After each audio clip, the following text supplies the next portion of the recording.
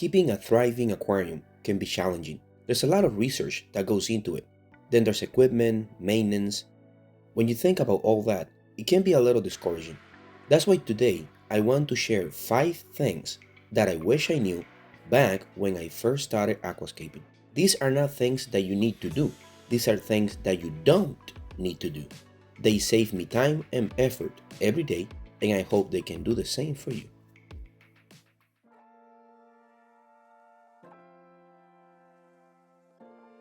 When I was putting this video together, the first thing that I thought about was cleaning the substrate. This whole video came from that thought, because this one used to stress me out way more than it should have. When I first started, I remember spending so much time researching the right way to do it. I tried so many different methods and equipment, and nothing seemed to work the way I wanted it to, especially for a planted tank. I even got into the habit of swirling the hose just above the substrate during water changes, thinking I could gently lift the debris so I could suck it out without disturbing anything. But even then, I'll always end up accidentally pulling up some of the substrate, or worse, uprooting plants, especially carpeting plants, which take a long time to establish. Eventually, I just gave up on the whole process, and for a while, I felt like I was neglecting my tank. But guess what? Nothing happened. For real, I couldn't even see the waste anymore. It was all getting broken down, sifting through the substrate, and filtered naturally by the plants and bacteria. That stuff actually feeds your beneficial bacteria. It becomes part of the system.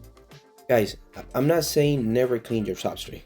If there's loose moss, visible algae, or a bunch of debris piling up in dead spots, sure, clean that. But those are small touch-ups. What I've learned after building aquascape after aquascape is this: you don't need to vacuum waste out of your substrate. Not only is it unnecessary, it's usually more harmful than helpful.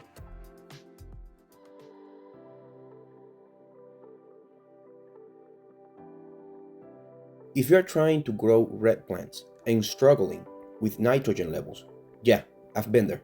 I was trying to get my nitrate levels below 5 ppm for the longest time, because that's the key to those vibrant reds, isn't it? And sure, I'll get there for a little while, but then, instead of seeing those beautiful reds, what would happen was my plants would start to suffer and show signs of deficiency. It's really not easy to keep nitrogen that low, unless your tank is built specifically for that. You need a strong, nutrient-rich soil bed. And let's be real, not every aquascape has that. Sometimes you don't want a thick layer of soil. Take this tank for example. There's only a bed of soil in the back corner. The rest is basically all hardscape. And even with a good layer of soil, you've still got fish food, fish waste, stuff that naturally adds nitrogen to the system. So instead of constantly fighting to keep levels low, I changed my approach. I started picking plants that could give me those beautiful reds without needing super low nitrates. If you're running into the same issue, here's my advice. Unless you're designing a tank specifically for red plants, choose species that can handle higher nitrogen levels and still give you color. Plants like Artenanthera reinecki, Luigia natans, and Rotala narrow leaf speed red have worked great for me. They are reliable, colorful, and honestly just make life easier. If you guys are enjoying the video, remember to like and subscribe. It really helps the channel grow, and it helps me to continue making videos about this beautiful hobby.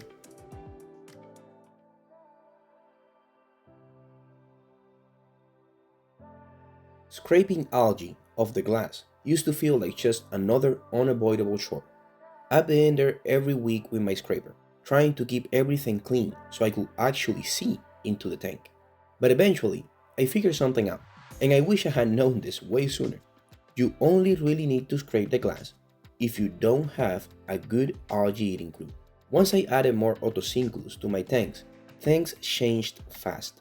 They'll eat almost any kind of algae that builds up on the glass. The only one they don't seem to care for is green spot algae, but that's where horned need-eye snails come in. They'll focus on one spot, and even though they are slow, once they are done, I promise you, you'll see the difference. If you keep the right number of these guys in your tank, they'll keep the glass clean for you. You might still scrape now and then, maybe if things get out of hand, but it won't be part of your regular maintenance anymore. I've got 4 tanks right now, and out of all of them, there's only one I still have to manually clean the glass end. And that's just because I haven't added enough nitites to that one yet. So if you're tired of scraping or feel like it's taking too much of your time, try adjusting your cleanup crew. Don't go crazy though, do it a little bit at a time until you find the right balance. It's a small change that could save you lots of time and effort. And let me know in the comments of any tips that you wish you had known when you built your first tank.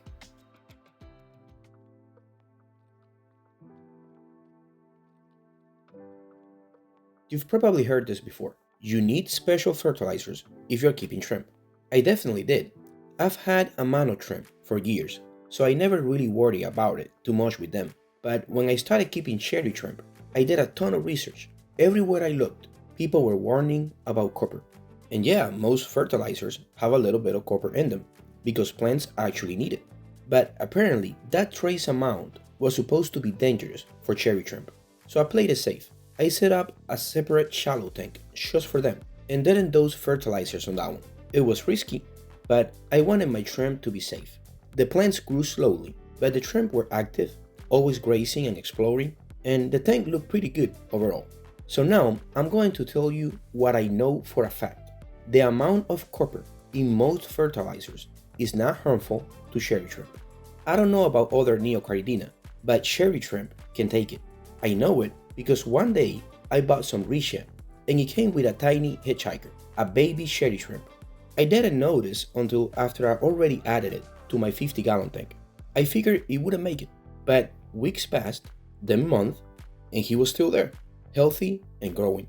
So I added a few more cherry shrimp to my other tanks, still dosing my normal fertilizers, copper and all. And guess what? They've been thriving. Cherry shrimp, at least in my experience, can handle it just fine.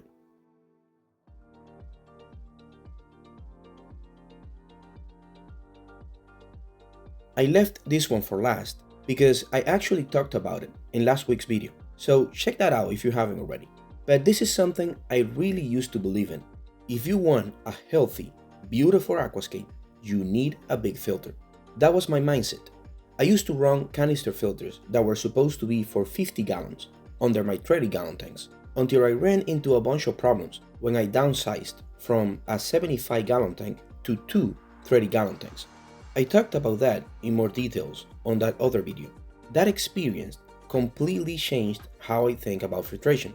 I still believe canister filters are the best option for high-tech tanks.